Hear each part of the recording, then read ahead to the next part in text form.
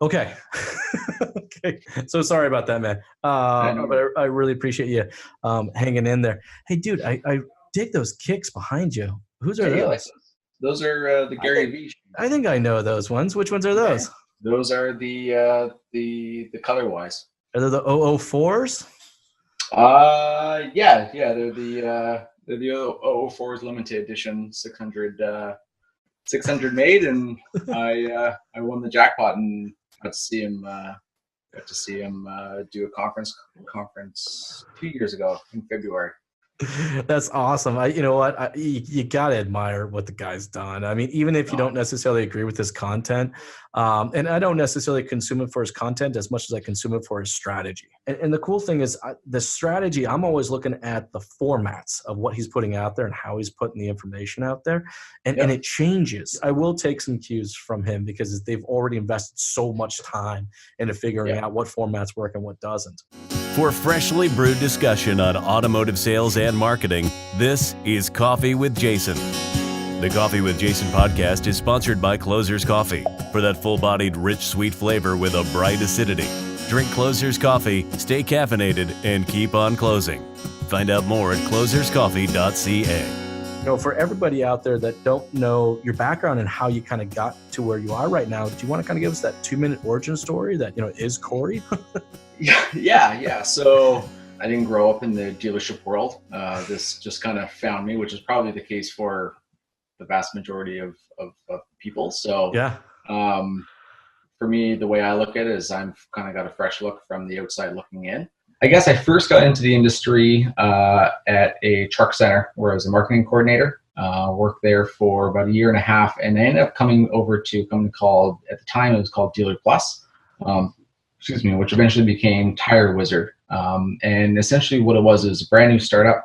I worked with a government agency for enterprise development, and they kind of put me onto them.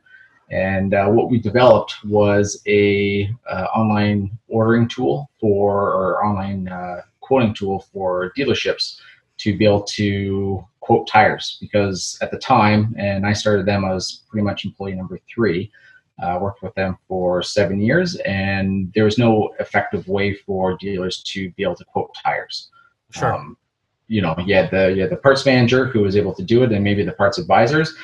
But there's this whole problem where customers would call in, they would talk to the service advisor, they'd have to be transferred to the parts department, they'd have to go and check 5 or 6 different sources just to get a price and then call a customer back.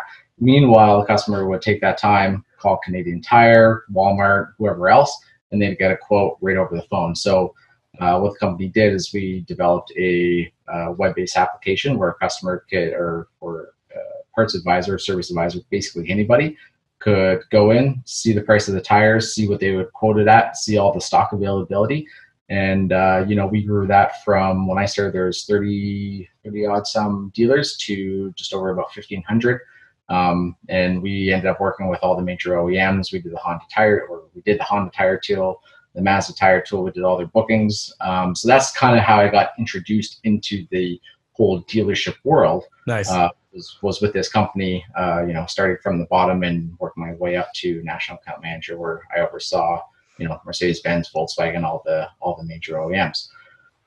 Today, now I work with a company called Storm Kiosks, and essentially they came onto my radar, and just back in July, I made the jump because they had introduced this brand new product, which was a self-check-in, check-out kiosk, Yep. which allows customers to be able to, at any point in the time, with the 24-hour access, can drop off their vehicle. There's a whole bunch of upsells and obviously different features that benefit the dealer, but there's the convenience factor for the customer to be able to drop off, and the big proponent of it is they can then pick up. So, I'm sure we'll get into it, but that's kind of the big thing that we're focusing on now is that convenience for customers to do business with dealerships, which you probably see on a day-to-day business. Well, that makes total sense on kind of how you went from Tire Wizard over this. I mean, Tire Wizard brought, and I used actually Tire Wizard even at my own store when I had my dealership, it brought a process, Exactly. Prior to that, trying to quote somebody on a set of tires, it was literally like, I got to call you back. I got to get my parts manager to look up stuff. And then he may even have to call, or she may have to call someone to find out if it's even available. Like there was just a lot of work that went into it, right? So it makes sense now being with Storm Kiosks and what you guys are doing. I understand the tech, and I think we go a little more into the tech because I think people need to understand this is a relatively new tech, and what we're doing is it's not just the tech we're bringing. What it appears to me is that, you guys identified a very clear process and then worked backwards towards the technology to put together a product that just really makes the process user-friendly and generates an experience out of it, right? When we utilize technology in a certain way, we can actually create a very cool user experience out of it. So yeah, I mean, that's exactly right. I mean, anything to be innovative needs to be easy to use. And everybody needs to be able to use it, and that's really comes down to what we did. I mean, you're exactly right that we identified what was not working or what is working with the dealership and work our way backwards to be able to reduce the friction. I mean, at the end of the day, every dealer and everything that we come across in our life is reducing the friction in order to get that done, whether that's a dishwasher to at my kids' school last year, they introduced the ability to pay online for school trips and all that type of stuff, and that just made our life easier. And that's what we're about. So that's what this is doing. It's reducing the friction to say, instead of going to Canadian Tire that might be closer, I want to go to my dealership because I can go at 2:00 on a Sunday and still be able to pick up my vehicle, pay, and do everything else. And the cool thing is that when we remove friction from a process, what we generated, what the byproduct is actually an experience.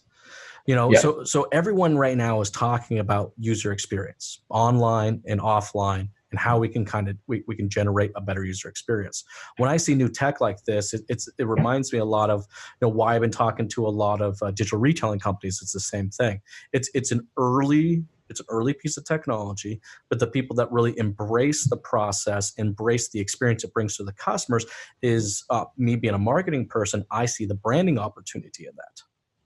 Yeah, and I mean, I was actually meeting with an executive at OEM last week, and that was his whole mandate is, cars are cars. There's always the features and benefits and pricing, but what everyone's focused on today is the experience that they have at the dealership. It's why every 10, 15 years, these OEMs, have their dealerships completely reinvent what it's like. Mazda, for example, they're doing their treehouse, their clubhouse mentality. People don't remember what you say, but they remember what you feel. And that's what every dealer wants to do, is that when you walk into that dealership, you remember exactly, as you say, that experience. And that's what we're trying to do, is improve that experience to do business with that person. Yeah, look, it simplifies, it removes the friction out of the process. I imagine you got some numbers. I know that whenever we remove friction from a process, that we actually generate more revenue. I'm going to assume you guys are beginning to see the exact same thing. Yep. So we can kind of deep dive a little bit into that. But then, like I said, it's just we can build a brand. We can actually put this into our marketing efforts and use it as one of the reasons why come do business with us. But dealerships right now that are early adopters, they're the ones that are going to get that brand equity. At some point in time, it's going to be a mandate. Like you said, you're talking to a manufacturer. Maybe the possibility that a manufacturer may actually mandate that every one of their dealerships start to do this. So everybody's looking for that brand equity. So I'd like to deep dive into the process. Walk me through how these systems work. Yeah. So, I mean, you look at your typical dealership. So I'll use myself as a prime example. So my local dealership, I won't name the OEM, but standard, had to get my winter tires switched over from all season to winters, drop my vehicle off, had to have my coworker meet me at the dealership so I could drop it off. Obviously with the drop offs, I can use the envelopes, and then I had them, bring me back. And then on the Saturday, my family with my 3 kids were going to go off to Kingston to go to Costco. So piled all of them into my second car. Me and my wife, we drove up. I walked in, took about 20 minutes or so by the time they found my vehicle, found the keys. Obviously in my world of work, I asked, hey, wouldn't it be nice if there was a machine that this would have us? And the receptionist, she was honest. She was like, every day they drop off keys. They assure me that this is everybody, and there's always 1 or 2 customers that show up that we don't have the keys for. Yeah. So it took 20 minutes for me just to simply grab my vehicle, pay for the work that was done, and be on my way. And when we're purchasing a brand new vehicle, that's one of those decisions that goes into it is, are you open late? Are you open on Sundays? My wife and I, we both work. We got busy lives, and we're not alone in that process. No, not at all. It's how easy is that business? How easy is it to do business with that business? That's what it kind of comes down to, right? It's 100%. I was doing an installation at Levens Volkswagen, and their general manager essentially was able to sell the vehicle partially because of the kiosk that was just installed. Because he was telling me that gorgeous facility, brand new build. It's all to OEM specs, and of course, customer likes the vehicle, likes the payments, and everything else that goes with it. And they always do the whole walk around of what their facility looks like. And as they're walking through, he pointed to the kiosk and said, like, "Yo, this is something that we're getting installed, in a couple of days." And the guy flipped over. He's like, "The hardest thing for me is to be able to leave work and be able to get to the dealership on time." He's like, it's difficult. Not everybody works 9 to 5 for the service department and everything else. And that was it for him. And that's what we're trying to do, is create that convenience factor for these customers and the advisors, so that business can still be done, but that the quality of the service interactions are the same. Yep. That's always a big concern, especially in my world right now, is that it creates consistency, right? Like you don't have, when we have 5 different advisors there or 4 different advisors there, look, the way that they present or the way that they communicate the information to the consumer is going to be 4 to 5 different ways. And one of our hardest part as a service manager is try to make sure that we have consistency in the way that we're explaining and putting forward this information. Yeah, and that consistency is key. And Levens Volkswagen, they're a top tier dealership, and they understand and they explain that they recognize that if they have a service advisor who's not, for whatever reason, meshing with that client, that the next time they'll pass them on to somebody else, because personality types are different. And the same thing that someone's having a bad day. There's obviously life outside of work, and having something that's consistent, asks certain things every single time is again key for that business, that exactly what to expect, when to expect it. And as humans, we like that. We don't like giant surprises that Susie behind the counter is having a bad day because her boyfriend broke up with her or her kid made her late for work, or same thing for the customer. We see it every day where certain customers, myself included, I want to talk to someone. Other days, I'm in a bad mood. I really did just want to get in and out, and don't bother me. No matter how nice you are, that can't change that fact. So I think that's probably a good point. Maybe something we should actually kind of bring up now, because I have spoken to a few service advisors, and they see your tech as being just that the robots are taking over and I'm going to lose my job. But I don't think that's necessarily the case. That's not the way this is being structured. It's giving the consumer the option to choose how they want to engage with the dealership. Yeah, if we had a solution that would actually take over a person's job, we'd be charging probably 6 times the amount, and I'd be driving a lot nicer car. But no, it's not a one size fits all. People are dynamic, and as I said, like certain times you want to deal with someone, other times you don't need to. A prime example is the ATMs. When ATMs were first introduced, it was the same thought process. All the tellers' jobs are going to go away, and from 1970 to 2010, these jobs actually increased. Now, what it did allow the banks to do was open up more locations with less people, but you're taking something that at a fundamental level to check somebody in, especially if it's a routine maintenance, that, to be honest, is really not that difficult. Mm-hmm. And you're freeing up that time for that service advisor to have that customer who's come in. It's the 3rd time they're bringing their vehicle in for the exact same problem. And they can spend that time, as opposed to looking at the lineup that's behind them for 6 oil changes and 2 tire rotations. So, but that time that is not just given back to the customer, but the time's also given back to the advisor. So the advisor can actually spend more time, going through the proper process of dealing with these customers and working through, what their vehicles needs, and you have more time. That's the way I guess I kind of see the advantage of the technology at the advisor level, is just buying time back.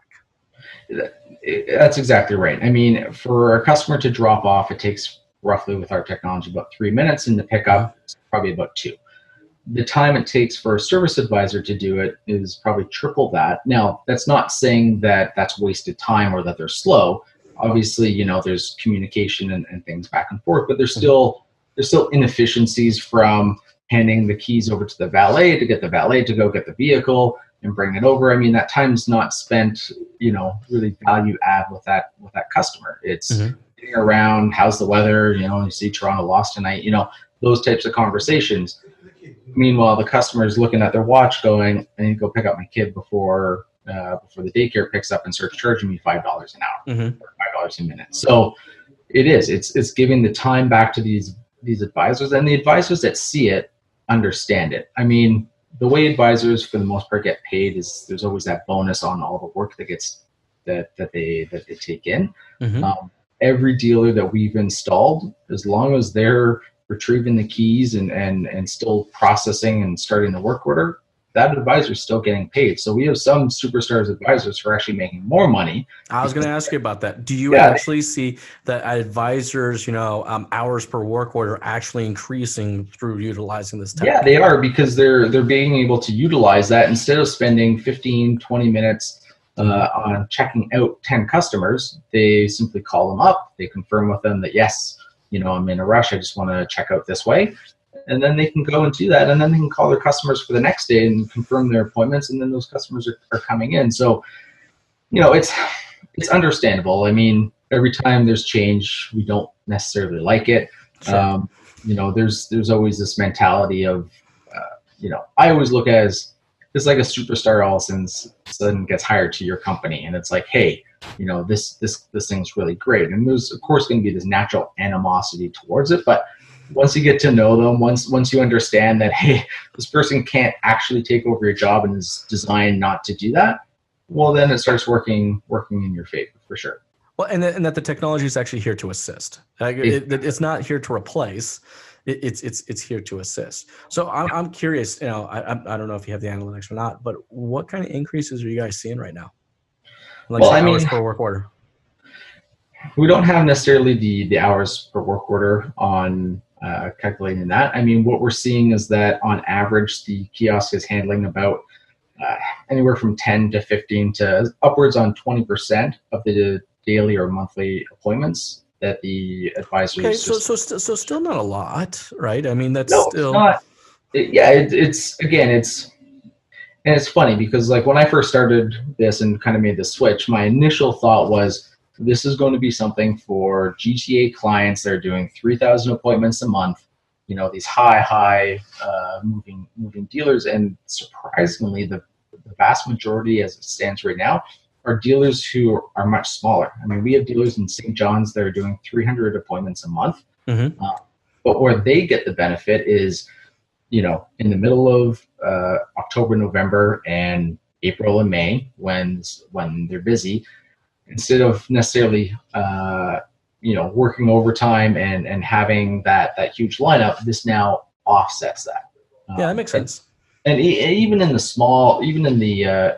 less busy months, in the middle of summer, instead of the service manager now having to take over because his one of two advisors wants to have actual summer vacation for a week, they don't necessarily have to do that, and he doesn't have to work through his lunch because there's an option for the customers that want it that can use the kiosk. Like ATMs didn't replace tellers. The self check-ins are not replacing the grocery lanes.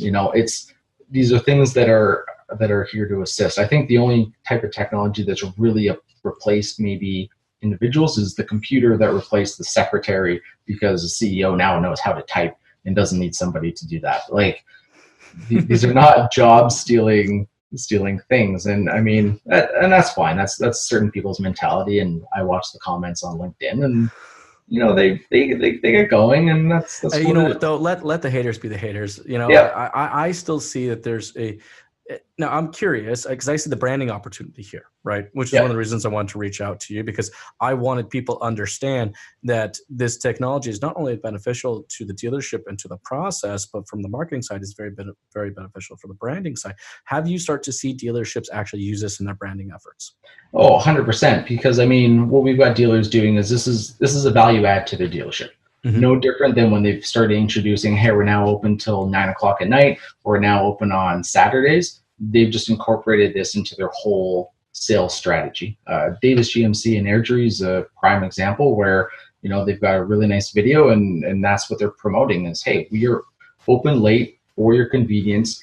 And what we've been finding with the numbers is they're actually having more customers drop off after hours than they've ever had before. And it's strictly because of the marketing and promotion that they're doing, and obviously the capability of the kiosk. So again, even though it's freeing up the time from the advisors, it's even doubling that, because instead of that customer rushing in at 4 o'clock to get their vehicle in or pick up, they're now just doing it at 5, 6, 7 o'clock at their own convenience, and they're not interrupting the salesperson or the front desk person to get their vehicle or drop it off. It's again, it just comes down to process to make it smooth and painless for everybody involved, not just the service department.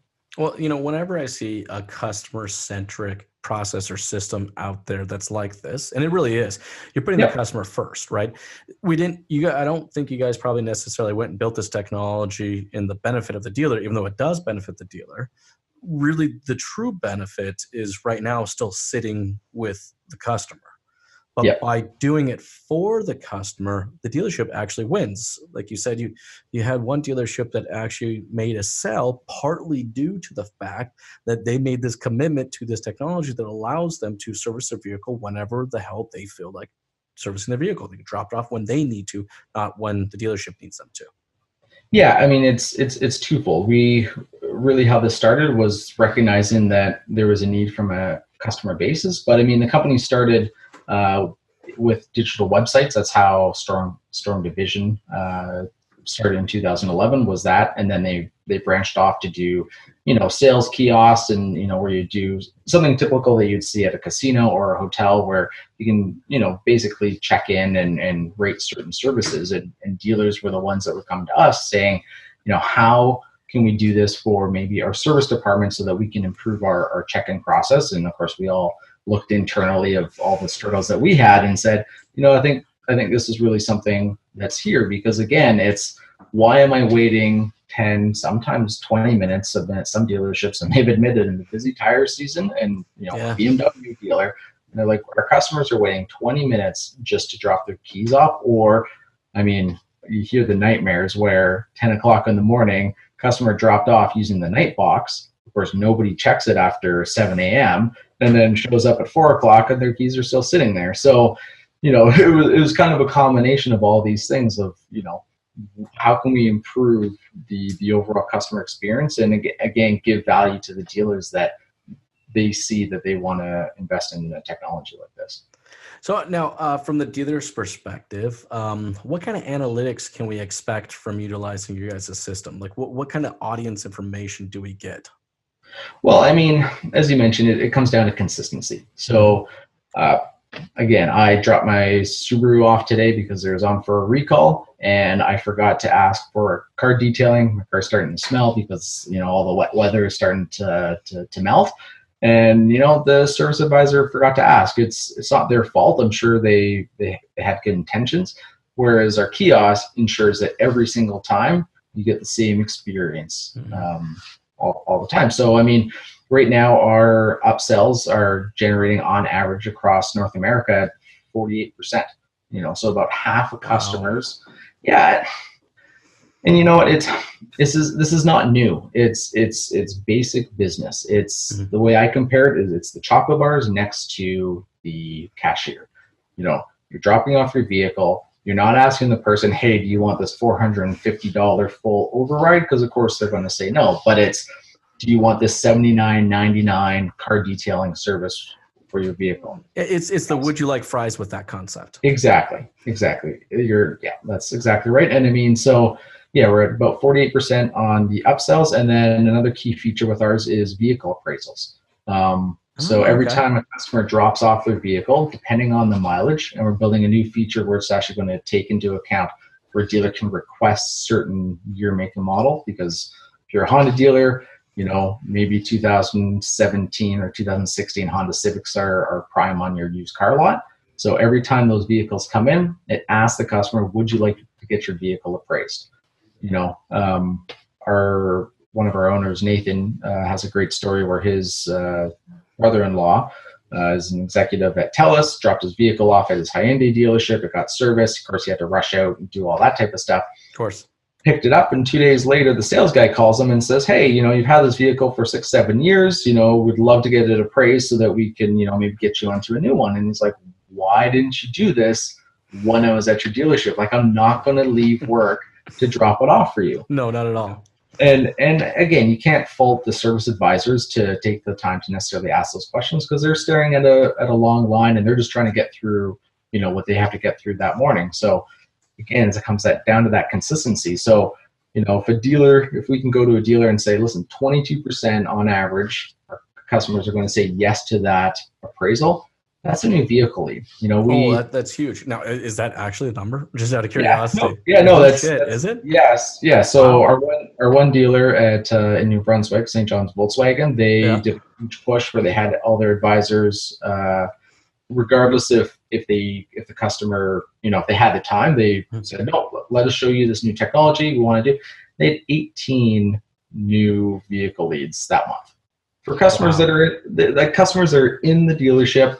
And I was doing an install at another dealership, Honda dealership in Toronto, and he had come over from somebody else, and he had said the exact same thing. He's like, this particular dealership does not have a process that customer comes in off of lease with, at their 4 or 5 year mark. And he's like, yeah, like it's my last kind of oil change and whatever else. And serves, luckily he had some training from a past dealership and said, you want to talk to our sales team about this, So again, if he had checked in through the kiosk, he would have most likely selected, yes, I want an appraisal. And then that sales advisor or person would have contacted him that day and said, hey, your vehicle's worth X amount of dollars. What are you interested in getting into? See, the value of consistent process is huge in our industry. And I think we go as far as developing the process. I think we go as far as identifying what the goal and objective is.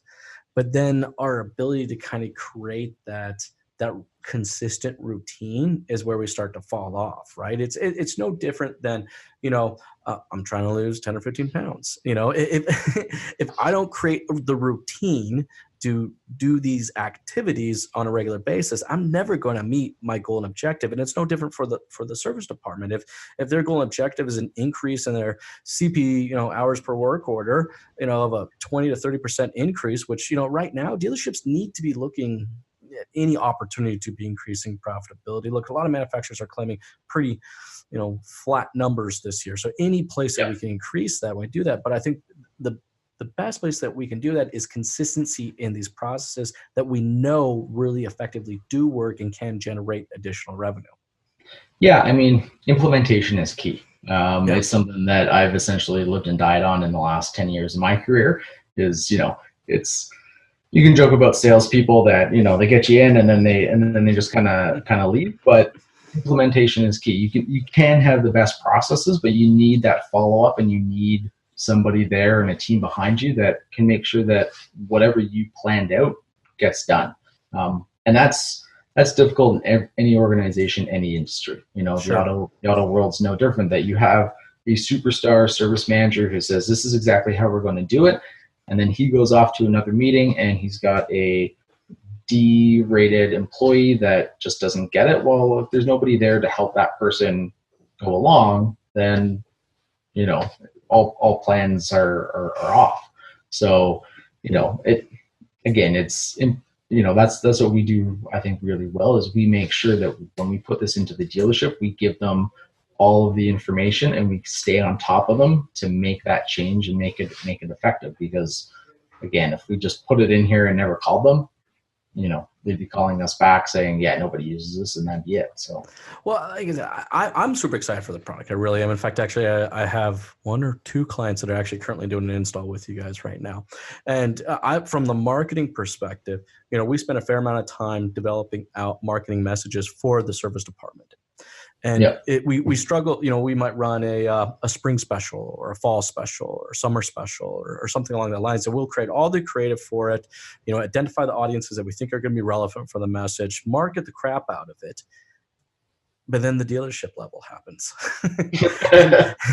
and that message is not consistently communicated, to the clients. So I look at this and I get excited because I'm like, yes, finally, we have a system in place now that will ensure that when we invest all this time and money in creating out that, a spring into spring, service special, that the message will actually be executed every single time, at the store level. So I'm curious, you're saying that about 18 to 20% of appointments are being generated through the kiosk. What is your guys' goal? I mean, is it not? Should almost be 100% of them be booked through the kiosk? So that 18 to 20%, that's the pre-created appointments. So so it depends on the dealer. Some dealers like the walk-in business. We have some dealers that they say about 30% of their daily appointments are walk-ins. We of course we want to get higher usage, but at the same time, it's not for everybody, and it's not for everybody in that exact situation. Again, I always use the prime example of grocery store checkouts. If I stereotypically, although that did change the last weekend, and I've gone back to it again this weekend, if I have a full cart, based on my experience, I'm not going to go with a whole bunch of self-checkout, weigh items, lettuce and all of that, because it can take longer. But if I have a large list of items that are all just barcode scan, that's when I'll use the checkout. And that's the way I see this as well. Is it's springtime, I'm going to come in, I'm going to do a seasonal tire swap and an oil change. I don't need to stand in line for 10 minutes. I'm just saying, here, have a nice day, and call me when it's done. Sure. Again, if I'm coming in for something that's complicated, or when I do a certain thing, it does this, the kiosk can handle that. But I understand from a human aspect, I might want to talk to somebody to do it, but at the same time, I might be busy. So I might just drop off and leave a note on there that says, call me. So, well, I think that's the key thing, right? Is the consumer gets to choose. Yeah. We're not dictating the process. The dealership's not dictating the process. The consumer gets to dictate the process, but we're still able to show the content, the information that we need to show them so that they can actually make a proper decision on what they should be servicing, Yeah, exactly. So like when a customer comes in, obviously they always get asked if they want a vehicle appraisal. There's always an upsell or two, depending on the dealer, what they want to have. We show them what services they've already booked, where they can add other ones, but we've also included where it does the suggested recommended service based on the OEM. So if they're coming in for a 60,000 kilometer oil change, and it's a service A, and they should also be getting tire rotation, alignment check, and XYZ, our kiosk will actually ask the customer, hey, these are also services that you should be getting today. Mm-hmm. So they could have, again, it's just including that process so that service advisor asks them when they book the appointment, they say no. BDC calls to follow up to make sure that they're coming for their appointment, ask them those things, they say no. Then they come to the kiosk to check in. It's another touch point to say, you should really get this done. And you know what? If they get it, then great. If not, then they can go back, when they're checking off their checkbox to the whole CSI to say, we've asked the customer on these 6 or 7 different touch points that this is what needs to get done. They've declined it in every single time. And then, again, we make it that much more convenient where we're tying into Uber. A lot of dealers in the GTA area are starting to switch or include Uber as part of their product offering, which is just making our product that much stronger. So Saturday night at 6 o'clock or 8 o'clock, you can go to a dealership, drop your vehicle off, and the kiosk will call you an Uber on that dealer's business. So the kiosk will do it. Yes, they can request an Uber, and then that will take them. I believe the dealer can set the dollar limit or the kilometer limit, so they're not taking it from the GTA to Windsor. London. Yeah, something like that. Again, it's just making that much more convenient. And the dealers that have this and are promoting it correctly are starting to see the benefit to the dealership. Are they selling more cars? Are they increasing certain items? Yes. It's still kind of early, but what they're really doing is they're retaining that customer for the long haul. And as you mentioned, sales are going down. I would not be surprised if there's a little bit of recession here in the next 18 months. Mm-hmm. I know a lot of the OEMs the last 2 months were pretty tough, and what I've always heard and what I believe is, sales is exciting, but it's service department and parts that keep the lights on. And 100%. When interest rates go up, and there's a report just recently about how I think 20 or 30% of customers are upside down by as much as 70% or $7,000 in their vehicle. Guess what? They're not trading in their vehicle to buy a new one. They're going to fix that $600 muffler job. And if we can make that process simple, we can save time for them. They're looking for the path of least resistance. Of course. If we can provide them that path of least resistance, it doesn't surprise me at all that they're adding more on than if they actually had to stand there wait in line, right? Yeah. I mean, there's a reason why McDonald's is on every corner and Tim Hortons is on every corner. It's not because why they have a kiosk. That's exactly right. It's why there's lots of reports that the dealers are losing business to these other shops, and convenience is like number 2 or number 3 on their list. It's because my dealership is in Ajax, but I live in the GTA, so I'm just going to go to my local Cal Tire or my local muffler shop to get this work done. Meanwhile, the price might be $50 to $100 cheaper if I went to my dealership, but it's too far, and I don't want to make that trek. It's the same way Hyundai or Genesis is bringing the vehicle to the customer. It's about removing friction. That's what it is. Yeah, it's just about removing friction. So I'm curious, what process are you guys kind of developing with the dealership? I mean, is it like when I go to the grocery store? Is there someone there that kind of assists me, through utilizing the tech? Yeah, is there more than one kiosk? Is it one kiosk? Is it 3 kiosks? What does a normal setup and install look like? Yeah, so on average, it's about 1 to 2 kiosks. Okay. There are other people in the market that will push for the 3, 4. There's one dealership in Kingston; they got 6, which was crazy. But when I talked to them, they have returned 5 of them, and we're just dealing with the 1. So our process is, at the same time, we don't want to change too much of how the dealership does business, especially initially. If we came in here and said, "I know you did this way for the last 10 years, but forget all of that. We're now going to do this." Oh no! Be bold enough. Change it. Enough. Yeah, people like it. Let's keep let's keep doing the same shit and expect different results. That sounds like a phenomenal idea. No, let's change the damn thing. Yes, but at the same time, it's got to be baby steps. So we always have a champion within the dealership who is the person that is going to make sure that the customers are there. It's usually sometimes a person that's not initially utilized in those morning rushes. So. We got one dealership whose cashier is busy at 4 o'clock, but at 8:30, 7 o'clock when they first come in, not so much. So what they do is they go and they hang out in the laneway and they bring the customers over. Although this technology is not new to us, it's new to the dealership world. Of course. And it's no different than at the airports, where when they first introduced all the kiosks, there was tons of people around helping people out.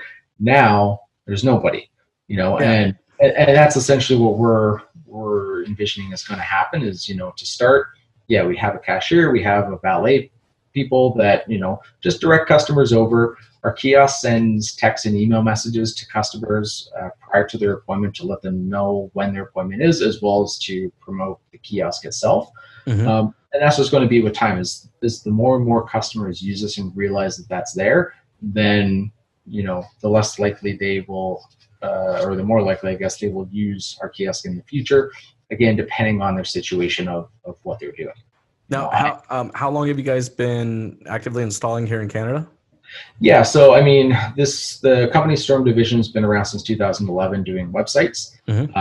Storm Kiosks has been about 3 years in basically beta testing with dealers. I mean, when I saw our first model, you could see all the rivet points through the metal. The doors worked half the time. Like it was rough. So no, we've been actively quote unquote live since about January of last year. So about 1 year that we've had this, fully immersed in the Canadian market. We're a Canadian company, started in Calgary. Mm-hmm. We've got our office here in Belleville, Ontario, which is where I'm situated. And then at the beginning of this month, we installed our first 2 locations in Boston in the U.S. So we're making progress as we go out. That's awesome. That's awesome. But approximately how many installs have you guys done, maybe in the Ontario area? In the Ontario area, well, I did 4 last week. I've got another 4 next week. We've done about, I want to say about 15 in those last 2 months. Sorry, how many? About 15 in the last 2 15. months in Ontario. So it's one of these things that as soon as one gets one, then the other one realizes. And again, we've got dealers that have been around long enough that those numbers are coming to fruition and they're getting used to the process. And I mean, we do a satisfaction survey at the end of each drop off and pickup, and we're averaging 96% on the customer. So that's awesome. We have people that they go in, they say they don't like the kiosk, and then they use it. It's completely intuitive, and they say yes, this is something that they want to use again and that they like. Well, that's cool, and I really appreciate you taking the time tonight to speak with me. Apologize for being a little late, but I'm glad that we were able to do this because I see what the system is able to do for the dealership. I see the process that it brings, the consistency in the process that it brings. There in itself is huge ROI. But then also being able to test out new offerings and see which ones are effectively working. It's just so much consistency in that initial process. It's an anchor point. It really is. It's something that a dealer can build around in order to make the rest of their process smooth. Because you can rely on one advisor that says, you're a superstar, everything that they do. And this is just giving them another one that says, this is how we want to run it this way. We have dealers, the pickup process is a mess because, they're high-end Mercedes-Benz and customers walk in and the service advisors walk them through everything and they talk to the front desk clerk and they ask them, oh, is XYZ done? And of course, the person doesn't know it. And then the customer leaves having all these extra questions, don't know if all the work was done. Whereas if it's been explained to them, plus they're just going to a kiosk, well, then that it's just smoother. And there's a little button that says, call me, I have a question about my invoice, and they can be contacted the next day. So it gives an anchor point that the dealers can build around to make sure that their process is solid. And I'm still super excited about the branding opportunities. I really am. Hey, for anybody out there that would like to learn more about Storm Kiosks and maybe connect with yourself, Cory, what's the best way to do so? Yeah, the best way is to hit me up on LinkedIn or just go to our website, stormkiosks.com, and they can set up an online demo where we can show them everything, or even arrange a in-person visit at a local dealership close to them. Awesome. Hey, thanks, Cory. I really appreciate your time I tonight. appreciate it. I look forward to getting this edited and get this out there. And guys, keep doing what you're doing. I think it's totally badass. Yeah, for sure. Well, we appreciate the attention and what you're doing too for the industry. Thanks, man. I appreciate it. All right, you have yourself a good night. All right, you too. Bye. Bye. We covered a bunch of great topics today. What stood out most to you? Be sure to let us know in the comments section below. And don't forget to like the post and share it to keep the conversation going. Be sure to connect with Cory on LinkedIn and swing by stormkiosks.com. You can follow Jason on all social media platforms by following Strategy with Jason. You can find him pretty well everywhere you can share content. I hope we were able to get you thinking. And until the next time, this has been Nathan with Digital Dealership Solutions. Have a great day.